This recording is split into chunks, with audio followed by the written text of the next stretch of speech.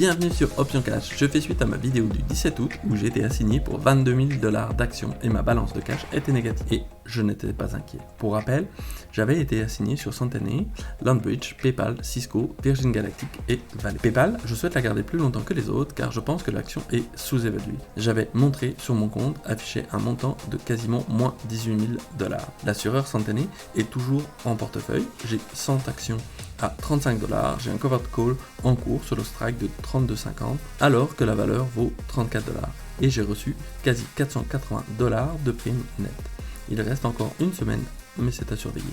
À voir si je roule au-dessus de mon PRU, mais dans tous les cas, je suis gagnant avec l'ensemble des primes perçues. Landbridge, j'étais assigné à 55 $, j'ai un call sur mon prix d'achat et j'ai pris 380 $ de primes. Cette action n'a que des échéances mensuelles, elle évolue dans un range depuis un moment.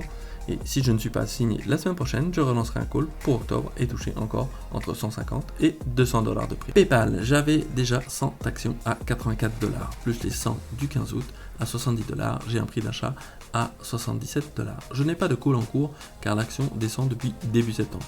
Je pense que l'action est sous-évaluée en ce moment et qu'elle pourrait remonter prochainement grâce à l'intégration de Venmo et des publicités qui commencent à rapporter. On va attendre des jours meilleurs pour revendre des covered calls. Peut-être la semaine prochaine avec la remontée des taux. Cisco, quant à elle, est partie aussi vite qu'elle est venue grâce à un covered call au prix d'assignation.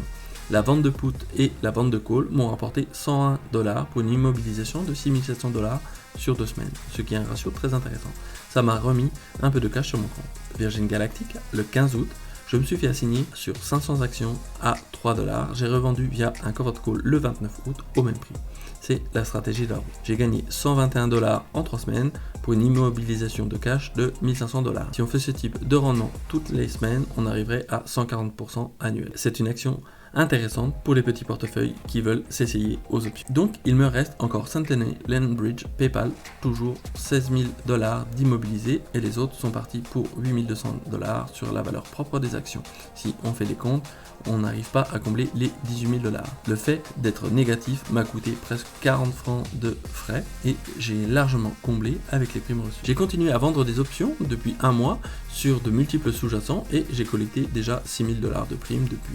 Bien sûr, j'ai dépensé une partie pour fermer d'autres positions qui étaient gagnantes. L'important, c'est d'avoir une espérance mathématique positive, c'est-à-dire plus de trades gagnants que de trades perdants. J'ai également collecté les dividendes sur certaines actions. Ce qui a fait remonter mon compte, c'est la prise de profit d'un achat de call sur Google la semaine dernière et j'ai acté une plus-value de 6 000 $ sur ce trade.